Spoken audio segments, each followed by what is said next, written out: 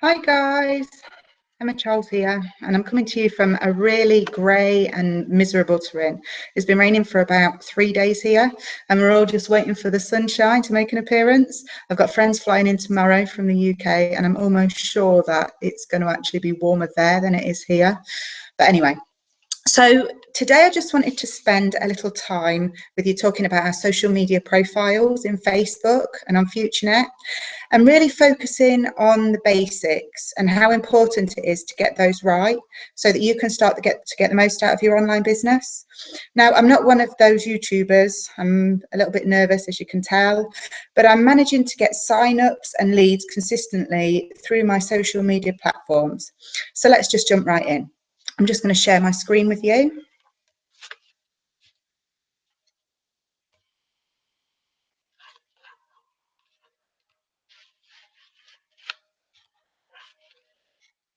So what is social media marketing? Well, it's simply connecting with people online and building relationships through a popular platform. This usually involves creating attractive content that gets attention, fostering relationships, and ultimately getting leads. It's that easy. Connect, add value, create relationships, add more value, and see your leads increase. So we all know that there are several social media platforms we can work on, but today I'm just going to focus on Facebook and Futurenet, as that's where I've been the most successful. So why is it so important to get it right? I often imagine that my social media profile is my shop window. How many times have you walked down the street and stopped outside of a really, really well put together window display? How many times has that window display encouraged you to walk into the shop, find out more information, and maybe even make a purchase?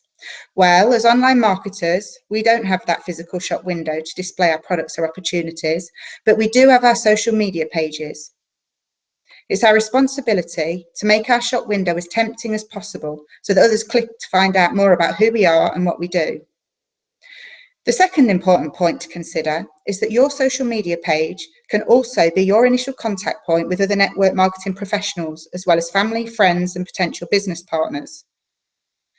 There's a whole world of new, interesting, and like-minded people out there, and you want yourself to give yourself the very best chance of connecting with them.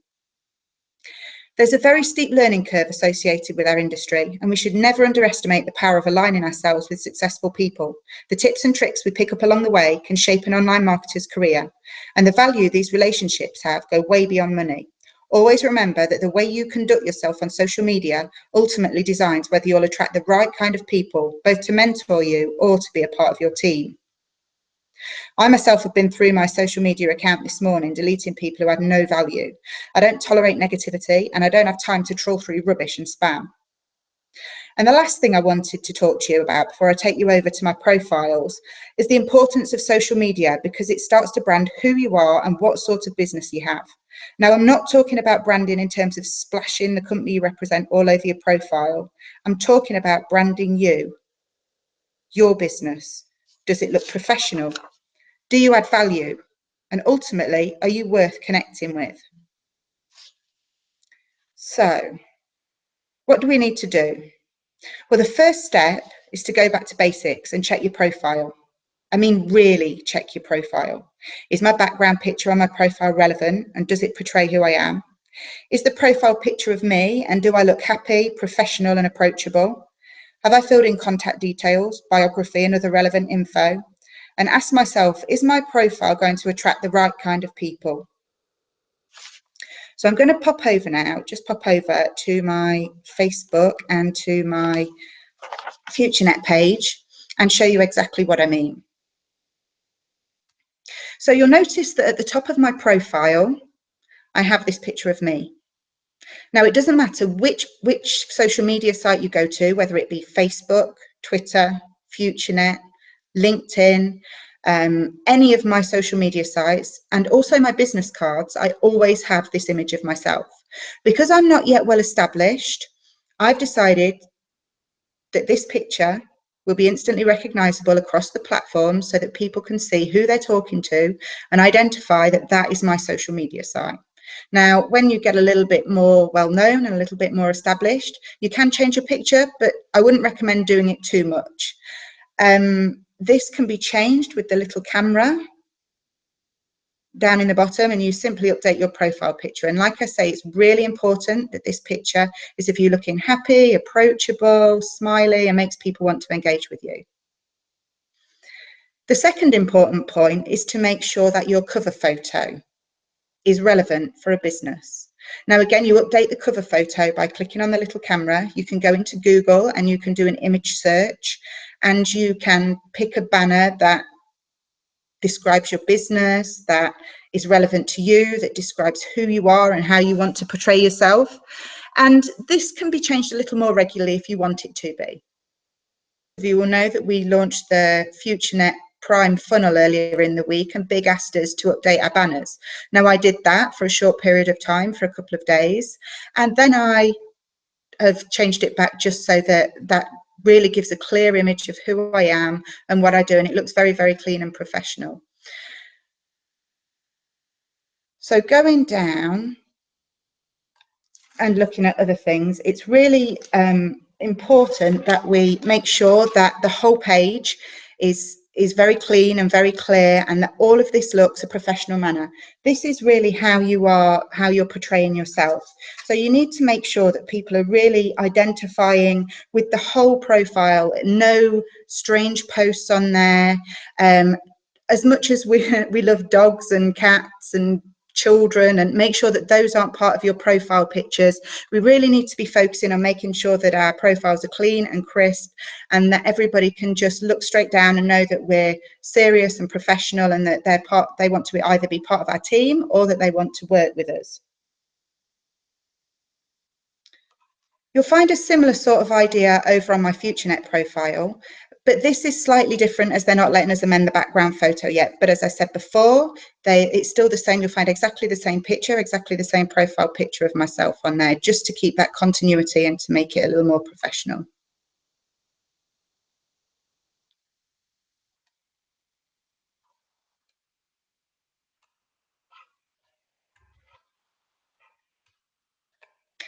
Now, most of you will know, if you've ever spoken to me before, or if you're friends with me on Facebook, that content is a really, really big part of the reason why I'm getting plenty of leads from social media.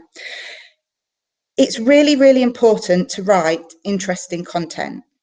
Now, I usually base my lists around the following things. So positivity, freedom and success, travel, knowledge, experience and mentoring from previous things that I've done in my background, creating an extra income, creating friendships, and my life and the family 80-20 rule.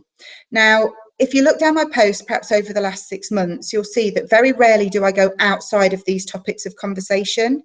And that's because I'm quite clear in who my target market is. I know who my friends are.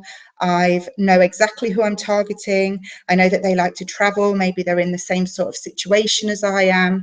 And I know that they're going to engage with me on my posts. Now, if I see that somebody in my friends list is just posting a link, or just spamming a picture, or posting the same as absolutely everybody else, then there is no way that they're going to interest me. They're not going to engage with me. It's not going, their post is not going to strike a chord with me, and I'm not going to find out more about what they expect me to do with their post, what their expectations are, and how they want me to respond to their posts. So I try to make sure that my posts are talking about where I'm traveling, where I've been, what I'm excited about, how my business is funding the traveling and the lifestyle, the friends that I've made. I've made some incredible friends through my online businesses and through the groups that I'm part of. And I also try to make sure that there's an 80-20 rule there. So 80% of my posts will be pictures of where I've been or where I'm going, or they will be news articles that I found, or they will be family pictures and things that I'm generally doing. I try not to make it too hard business and a hard sell. I do, of course, post my my updates on how the business is doing, but I try to make sure that that's a small part of what I do. So I'm just going to pop back over, and I'm going to show you some of the content of my posts, and then you can have a little look at the things that I do, some of the things that I do. So as you can see, I've had a bit of a post promoting the Hangout today. And then earlier on today, I found one of the people that I'm friends with, who's an inspiration to me. I've followed him for some time. We're friends on Facebook. So I shared his post, but I made sure that I wrote a few sentences just about the post to make sure that that people knew it wasn't just a blind share. So that's one of the things that I do. I always try to weave a story around whatever I'm posting. I say good morning and try to engage with friends, and I'll ask them questions. But really, if I'm going to post a link, we all know that we have amazing capture pages that the guys have produced for us. They've produced some incredible stuff, and for us to use it in the best way, it's really important that we tell a story. Now, that can be inspirational quotes, or it can be questions that you ask people. It can be talking about the things that you've done. So for instance, I know that I am going at the end of this month to Monaco to watch the Grand Prix. Now, I know that I'm incredibly lucky because I get to travel, I get to go all around Europe, I get to go skiing, I get to do fabulous things, and I weave that into my stories. Now, you'll find that generally I do put my link at the end of my post, so that people can opt in and have a look if they want to. But I tend to talk about my business, how my traveling is enabling me to, my business is enabling me to travel, and how my family feel about that, and how I'm spending more time with my family because I don't have to go out and work a regular job. But I find that if I start to write these stories and people start to get to know me, and because I have my target market that I identify with and who identify with me, because like attracts like, those people tend to be the ones that start to comment and like and share and click and say, oh, well, if Emma does that and this is what she does, then I must be able to do that too. So it's all about really building relationships and making sure that the things that you're posting are interesting, people are going to find them fascinating, and that they also will respond to you. So that's really important. You'll also find that a lot of the time when I'm doing my posts, that my Futurenet posts do reflect my Facebook posts. So because I spend quite a lot of time writing original content and making sure that my posts are interesting and are targeted at the right people, you tend to find that I will then duplicate them and take them over to Futurenet too. And it's always really interesting to me to see how the two different mediums respond. It's always worth testing everything that you do in different places, because when we post something on Futurenet, the audience there may respond in a completely different way. And they're also, we don't have the same friends cap as we have on Facebook. So that's also interesting, because you can obviously have more people there and exploit more people towards your posts and have them looking at your posts.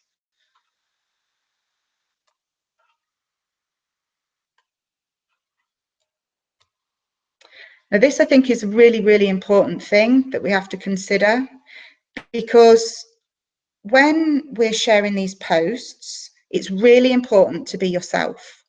People identify with you and they connect with you because of the things you're writing and the things you're sharing and what you're doing. And it's fine to replicate what your mentor's doing, but not to be a copycat. It's no good simply copying and pasting. It's absolutely fine to share and write a few sentences of your own, and it's absolutely fine to use it as a template and a guideline, but you need to make it personal, because this is your business and people are attracted to people. It's your responsibility to engage people and get them to look at your opportunities and to get them to buy into you. So I make sure that I am using all the tools that are available to me throughout these mediums. So interesting things that I come across, news articles, inspiring quotes, pictures, they're all tools that will help you engage with your audience. It's really important with your friends list, because on the internet, we don't have the problem of 5,000 friends, but on Facebook, maybe you just have to be careful about who you're adding and what you're doing with it, because you need to make sure that the people that are on your profile are really engaged with you. You need to make sure that the people that you're adding, you're engaged with.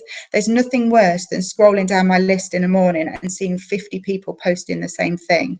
It drives me absolutely insane, and it's some of the reasons why I delete people on Facebook, because if they're not going to be attracted to my proposition. They're not going to be attracted to what I'm doing.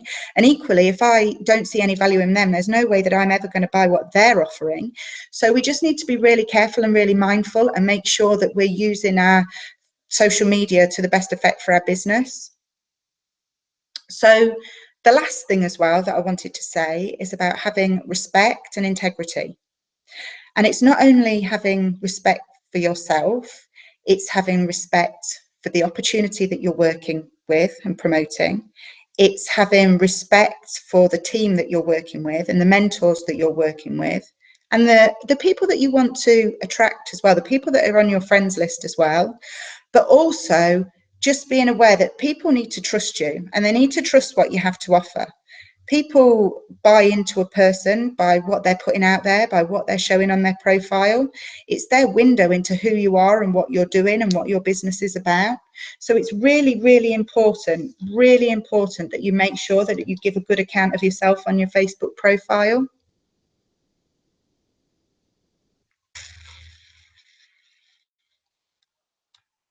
And then finally, I know that a few people have had this discussion with a few people. So I wanted to talk for a few minutes about how to find people and stay safe. Now, I know that everybody goes onto Facebook, and perhaps when they start network marketing, the rush is on to add people, to contact people, to network with people, to start to talk to people. But it's really, really important that you're mindful of the fact that you only have a small number of people that you can have on a list on Facebook. So you have to be really careful about who you give those places to. But you also have to be really careful that you look at the profiles before you accept or before you add new friends. Now, if they don't have a profile picture or they've only got a few friends, then you should be wary of them. But you should always be clicking on people's profile and looking at what they're posting and making sure that you're aligned with each other, basically. Because if you start adding people that you are never going to connect with, then pretty soon you're going to find yourself just going back through your list and taking valuable time deleting people, and it just turns into a mess. So the best way to do it really is to add yourself to groups and network with people that share interests with you and passion. And I'm not talking about your business. If you make friends, if you like and comment and you look at what they do and you comment, and finally then you make friends with them and you add them on your social media, then eventually when you start to post, then those people will see your opportunity and they will maybe be interested. So for example, I'm a skier, I like to ski. If I go and add myself to a skiing group, then I start talking about the products, where I've skied, where's the best place to ski, what I've done, and I start to make some friends in that group. Then I add somebody out of that group onto my Facebook site, and all of a sudden they see in my post, so I went skiing at the weekend, I'm so lucky because I'm at the top of a mountain and I don't have to be at work, I can have a time off with the kids. And because they associate with what I'm posting and because they've been attracted to me because of what I'm posting, then it makes a massive difference to engagement. It's all about who you're engaging, who you're talking to, having things in common, and making sure that you really have a starting point so that then when you roll out and start talking about your business on your page, not within the group but on your page, then those people are identifying and they're having a little look at what you're doing, and then maybe they'll opt in. I'm finding that I'm getting lots of my opt-ins from social media, from stories that people can relate to. And people attracts like as well. If people are attracted to you, you tend to find that that they will be a lot more open and a lot more tolerant to just having a look, and you don't even need to push it at them. They will come to you and have a look from your post and from the things that you're doing. And finally, you just need to check your privacy settings as well. Your profile should be set to public because we're network marketers. We want our profiles to be open. It's your shop window. It's how people see exactly what you're doing. But we do need to be aware that you don't want to share any sensitive information, not to put anything out there that you wouldn't want in the public domain. So I'm just going to pop across to my profile again, because I know that some people have struggled with how to find this and where to find this. Now, when we're looking at privacy and when we're looking at staying safe on the internet, we need to go down to the settings. And then on the left-hand side, there is a little bar for privacy. And we need to look at who can tag you in a post, who can see your posts, and we need to really be keeping control over who can have access to our wall. So I have it set so that whenever I'm tagged in a post, I have to review that post. I get tagged every day for lotions, potions, pills, mascaras, whatever it may be that somebody wants to tag me in. It's really, really important, in order to keep that clean and crisp and professional wall, that we make sure that we can posts and choose whether they're on our wall or not. It's really, really easy for somebody to post something completely inappropriate on your wall, you not notice, and that to have a massively detrimental effect on your business over time. So if you take the time to just go into your settings and to review the posts and how people can tag you in them, if it's something that you want to be tagged in, it does pop up and let you know that you've been tagged in a post, and you can then choose to accept it. But if it's something that's inappropriate or is going to harm your business, then you just simply choose to untag and not to have that show on your timeline. It's quite simple to do, and it's well worth the 5 minutes just to have a look at that.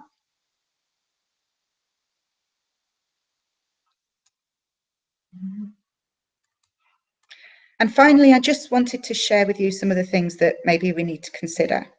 So it's really important that we all become active in the Facebook groups, either in Leaders League or in Leaders League Prime. We're a really friendly bunch over there, and we all try and help each other. We share information and tips. We talk about things. If somebody's new and doesn't maybe know where to go, then we all try and help each other out so that they can have a good start in their business. And sometimes when you work from home, it's really easy to start to feel isolated. And those groups start to become part of your virtual office. We motivate each other. We feel connected to the projects that we're working on.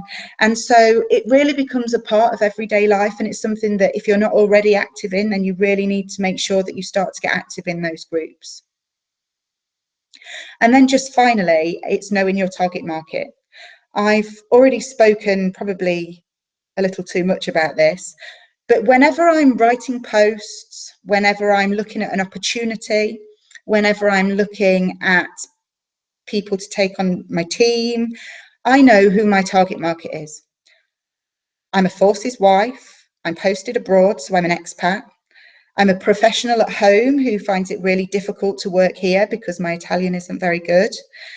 And so I know that if I'm also a mum and a skier, so I know if I'm portraying those things, then generally anybody of that social set and the people that I want to attract, they will be attracted to me. Really, really important at the end of this call that if you've not ever considered it, and if you haven't done it already, that you figure out who your target market is. So sit down and write a list of ideal customers and prospects, ideal team leaders, people you would like to be associated with. Really flesh out how you want your business to be portrayed, and who you want your market to be. And then you'll find that writing content becomes a lot easier because you're engaged with the people. You like the people that you're talking to on a regular basis and who you're associating with on a regular basis.